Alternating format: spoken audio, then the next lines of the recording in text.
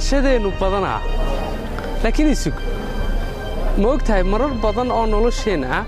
filashadaad adigu wax ka qabta ama cid kale ka qabtaa dhaawacda isla adiga oo sidee noo dhaawacdaa marar badan intaad naftaada ka filayso wax in ka badan baad ka filataa dadka kale filashadaasina ugu dambaynta waxay ku bidaa dhaawac iyo calooliyow iyo kelinimo iyo cidhiidhi gudeed marar badan waxaad soo martay cidhiidhi badan kelinimo badan kufid badan rafaad badan niyadjab badan quus badan rajala'aan badan marar badan waad kuftay laakiin waxaad weyday cid gacantaada kor u qabato oo kuu hiilisa marar badan waxaad rajaynaysay dad badan oo caawimadaada iyo garabkaaga buuxin doona laakiin maad helin marar badan waxaad raadinaysay guusha weyneed adigu kugu weyneed ee qalbigaaga ku weyneyd cid kugu hambaliyayso oo ku faraxdo oo kula wadaagto si ay u badato oo ay u beeqaanto laakiin maad helin marar badan waxaad rajaynaysay in lagu dhegaysto laakiin dhegi jalaq waa laguu siin waayey marar badan waxaad filanaysay ood cid kale ka malaysanaysay in lagu istaago meelo aad adigu filatay laakiin cidna ma istaagin maanay markaa sax ahayn inaad adigu ku dhaawacantay filasho aad adigu ka qaadatay cid gaara ama dad gaara haa waxa ku dhaawacday filashadaadii adigaa filashadaadii ay ku keentay dhaawac iyo cidhiidhi iyo kadeed badan waa adigoo ay filashadaadii ku dhaawacday sababtuna waxay ahayd inaad adigu in ka badan intaad naftaada wax ka filatay dad kale filashadaadu saasay kuu dishaa waxa ugu muhiimsan ugu quruxda badan ugu wanaagsani waa inaad naftaada ka filato waxa ugu weyn ee aad ka filan karto qof bini'aadam oo nool inaad naftaada ka filato in ka badan in kasta iyo wax kastood ka filan karto dad kale iyo cid kale adigu markaad adigu ka filato wax adiga ee aad adiga koriso ee aad adiga dhisto ee aad adiga habayso ee aad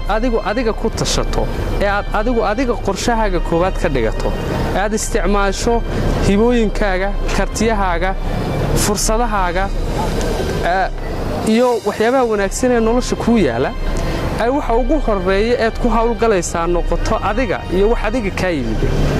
ee adigu aad noqoto cid kasta ka hor ilaahayna kadib ee aad adu cid kastoo kaloo nooloo kula mida ka horrayso iyagana u oggolaatay inay kaa dambeeyaan markaasay yaraanaysaa in filashadaadu ku dhaawacdo dhibaatooyinka ugu badanayna haystaa waxa weeye waxa ugu weyn waxaad ka filataa cid kale aaminsanaanta ugu badan iyo filashada ugu badan iyo rajada ugu badanna ilaahay kasoo cid kaloo badan baad ku leedahay taasaa sababtay inaad ku dhaawacanto marar badan noloshaada taasaa sababtay in dhibaatooyinka shakhsiyan iyo qofnimo dhibaatooyinka qofeed ee ku dhiba taasaa sababta okay waxaan ku sixi karnaa in filashadaada koowaad aad ka dhigtay adiga wax kastood u baahan tahay hawlgelintiisana cududa koowaad iyo hawlgalka koowaad ee la gelinayo iyo waxa ugu horeeya la isticmaalayo inay adiga noqoto marka isku soo wada dar adigu inaad adiga dhisto ayaa badbaadin karta adigu si aad u badbaadiso adigu dhis adigu kobci adigu waxbar adigu qaabe adigu qorshee adigu habee adigu qalabee si aad adiga u badbaadiso mashaqooyinka iyo dhibaatooyinka badan ee noloshaad ku nooshahay ay ku soo hordhigaysana si aad adigu u xalliso adigu dhis asadka ama kaydka ugu weyn ee aad nolosha ku haysataa waa adiga kaydkaa ugu weyn dhaqaalee oo dhaq